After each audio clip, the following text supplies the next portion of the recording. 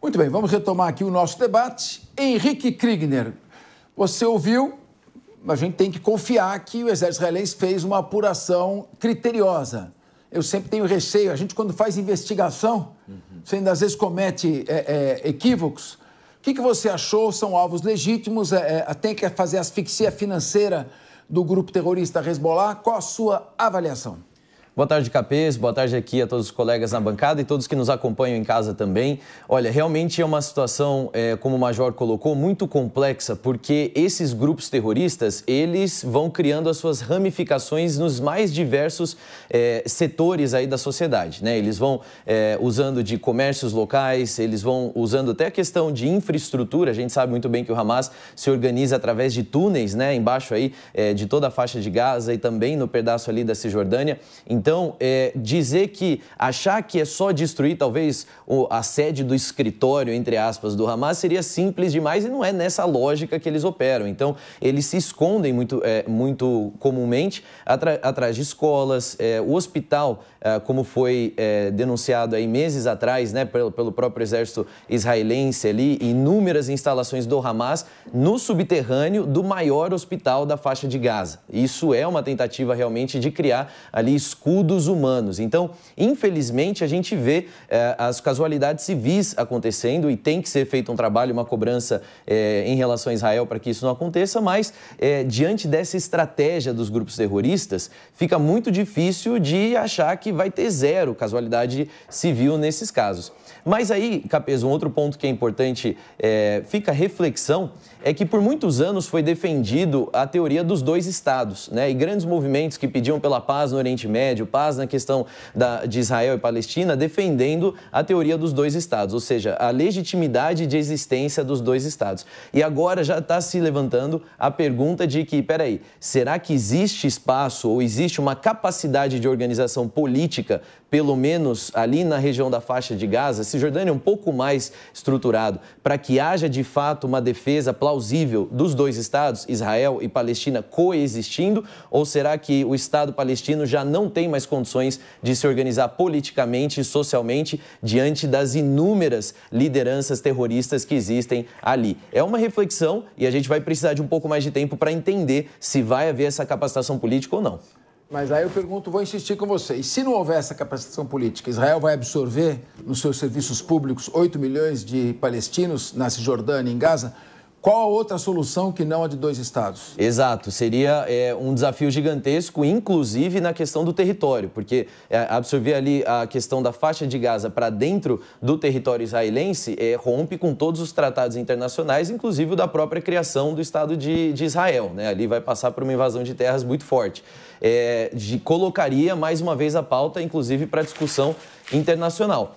Uma alternativa à estratégia dos dois estados é de ter um estado, ou o que alguns até chamam de um estado e meio, que não é um estado e meio, na verdade, que é que a Palestina se organize na Cisjordânia e a faixa de Gaza faça parte, então, do território israelense. O Estado de Israel é muito desenvolvido, muito próspero e teria condições, creio eu, econômicas aí de acoplar. Até é importante lembrar, as pessoas em Israel, né, existe às vezes um entendimento equivocado de que só existam judeus. E não é verdade. Em Israel, no Estado de Israel, a convivência entre muçulmanos, judeus, entre os árabes, entre os israelenses, é muito pacífica e muito bem organizada. Então, seria uma estratégia. Não estou dizendo que é a que eu defendo, estou dizendo que realmente é um ponto de interrogação. Será que a Palestina tem a capacidade de se organizar nos dois territórios que foram designados? Sérgio Zagarino. Verdade é que na Cisjordânia já há inúmeros assentamentos de colonos israelenses que se multiplicam e aumentam a cada ano. Então, já o assentamento da população palestina na Cisjordânia já seria complicado. Como fazer, então, para a solução proposta pelo Henrique Kriegner, de que se não houver outro jeito, Israel ocuparia a faixa de Gaza? Você acha que seria viável politicamente ou isso implicaria numa terceira guerra mundial?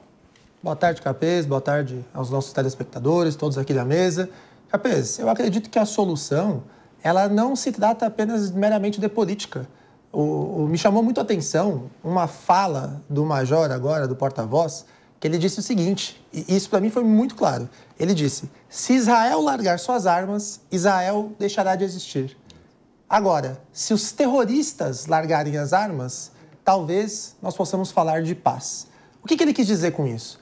Que é evidente que Israel luta pela sua própria existência ali naquele local. Então, a partir desse momento, por mais que existam grupos judeus dentro do território da Cisjordânia, da Palestina, é problema deles, em outras palavras. Israel tem que se preocupar com o seu território. E todas as vezes que Israel sofrer ameaça, ele vai ter que se defender, porque é a forma que ele encontrou de se manter naquela região do Oriente Médio depois do absurdo que aconteceu no Holocausto. Vejam, qual que é a preocupação da ONU em relação aos estados no continente africano? Diversos países com inúmeras guerras civis e ninguém está preocupado qual é a forma da organização política que eles vão fazer ali para conseguir se manter. Então, por que agora a gente está preocupado? O que vai ser feito com a região da Palestina, com a região da faixa de Gaza, se Israel apenas está se defendendo?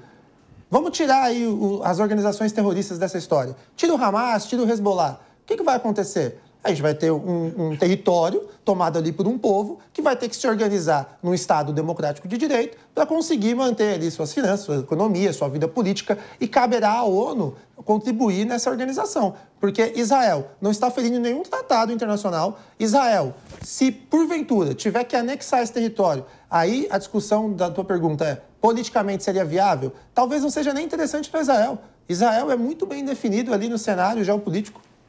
Muito bem. Vamos ver agora o nosso querido, que está aqui conosco, Emerson Tawil. O Emerson Tawil. O Emerson, nós temos dois problemas que atrapalham o processo de paz há muitos anos. De um lado, os grupos terroristas, o Hamas e o Hezbollah e outros grupos também, existem vários outros grupos terroristas aí infiltrados. Eles praticamente impedem que se estabeleça um diálogo e um processo racional de paz, que seria hoje a paz possível. E com isso eles prejudicam aí quase que 8 milhões de palestinos que acabam sendo reféns desses grupos terroristas.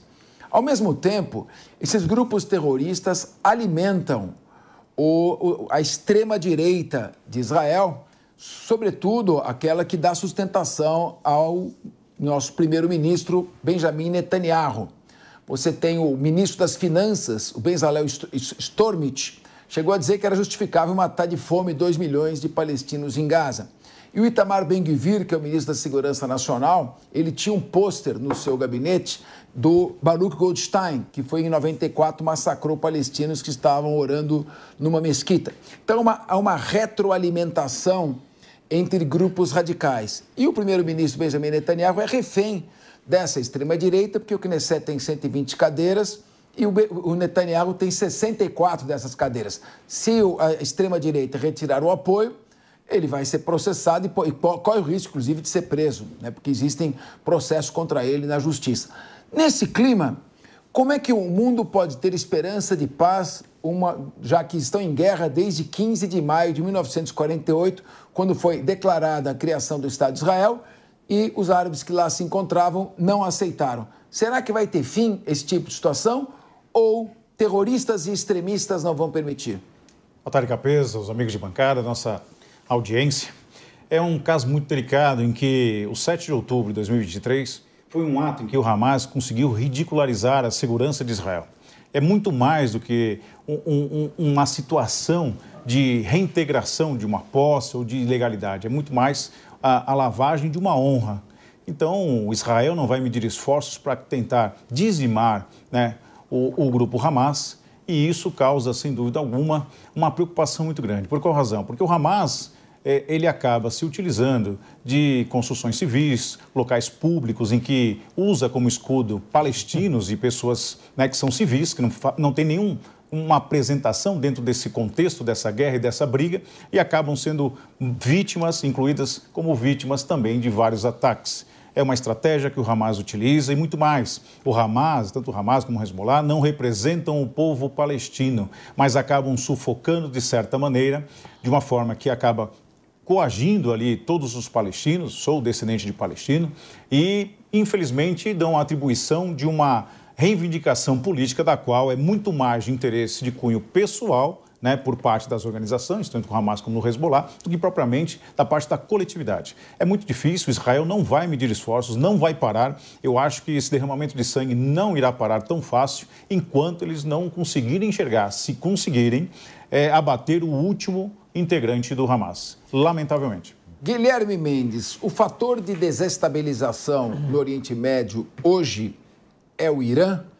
E neste caso, que é o Irã que usa os seus proxies, o grupo sunita Hamas e o grupo xiita Hezbollah.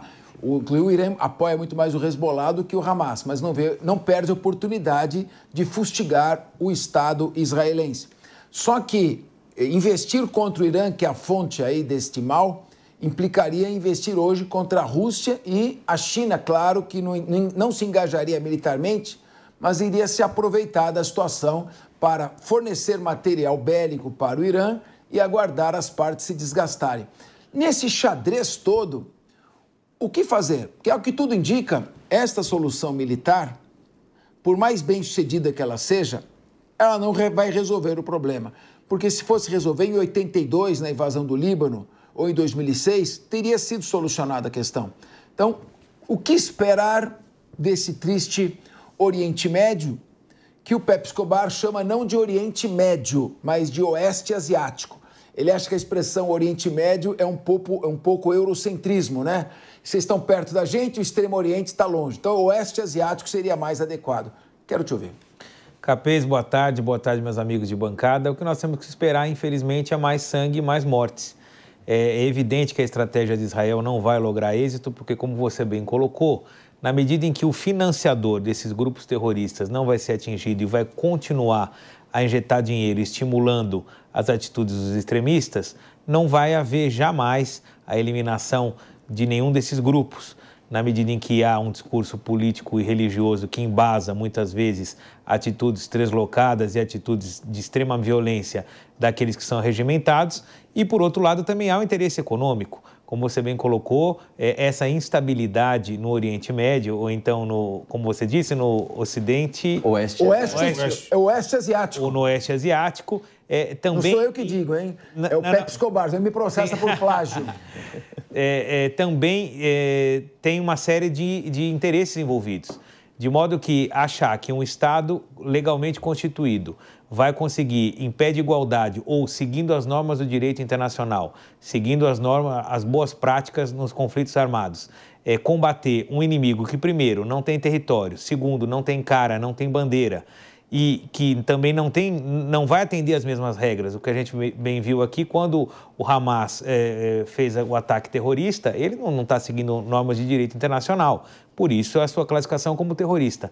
Então, é um grande equívoco tratar como guerra o combate a um inimigo que você desconhece e que, como os meus colegas aqui bem colocaram, se infiltra na sociedade, coloca a sociedade civil como escudo e ela sim é que vai pagar o preço desse conflito. Conflito que, como você também bem falou, tem mais de 40 anos com essa tentativa de aniquilamento desses grupos sem o menor êxito. Infelizmente, o que a gente vai ver é mais um derramamento de sangue em escalas que a gente ainda não sabe medir, na medida em que Israel, me parece, que tem uma disposição de ir atrás de todo e qualquer terrorista em qualquer que seja o território. Espero que eles tenham a sanidade de não mexer com o Irã, porque aí sim nós poderíamos ganhar a escala de um conflito global. Nós temos, o Sérgio Zagarino pediu a palavra, nós temos só para...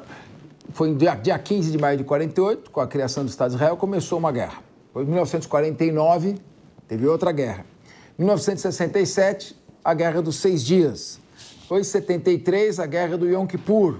Se arrastou aí até janeiro de 74. Depois tivemos a Guerra do Líbano, em 82, com o lamentável massacre de Sabra Shatila. Palestinas, mulheres, crianças grávidas, mulheres grávidas foram mortas ali, provocou a queda do então ministro da Defesa, Ariel Sharon, e uma crise sem precedentes.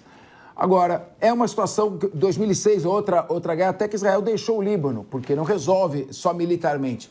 Sérgio Zagarino, tem que ser operações pontuais de neutralização, mas também a neutralização, ela aguarda só o momento do grupo se ressurgir, se fortalecer e atacar novamente. Que triste é esta situação.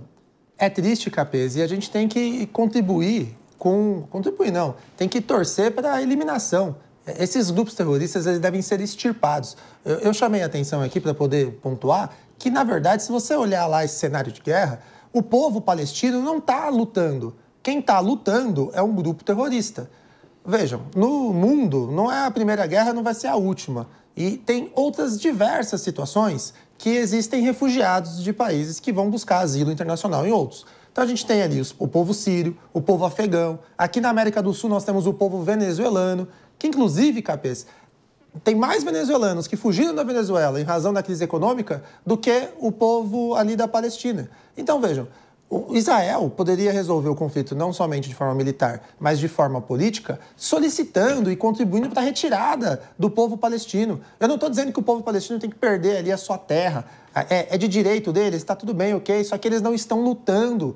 Vamos contribuir para retirar. Tem diversos países que aceitam, que inclusive tem política pública para receber esse povo que é refugiado. Ali a gente tem o exemplo da Turquia, que recebe o próprio Irã. É que agora não tem condição, né? Mas a Alemanha, a França, a Turquia, são todos países que recebem muitos e muitos refugiados, inclusive nós aqui, o Brasil. Então, vejam, nós precisamos fazer com que esse grupo terrorista seja extirpado da face da terra, não prejudicando os palestinos, que podem e devem sair daquele território para haver paz ali. Os palestinos são reféns do Hamas, ou seja, eles são os maiores prejudicados com a ação do Hamas. Houve, inclusive, vários palestinos que comemoraram, celebraram a neutralização do Yahya Sinwar, que era o líder fundamentalista, o açougueiro do Hamas, que era o líder, então, que comandou, organizou, planejou e comandou o ataque terrorista de 7 de outubro de 2023. Até hoje existem jovens sequestrados em poder dos sequestradores. Eu imagino a dor desses pais também, claro, a dor dos civis, dos pais dos civis que perderam seus filhos também na Palestina, no Líbano, sem que tivesse qualquer responsabilidade, e a dor dos pais israelenses. Pai é pai, mãe é mãe, a dor é sempre a mesma.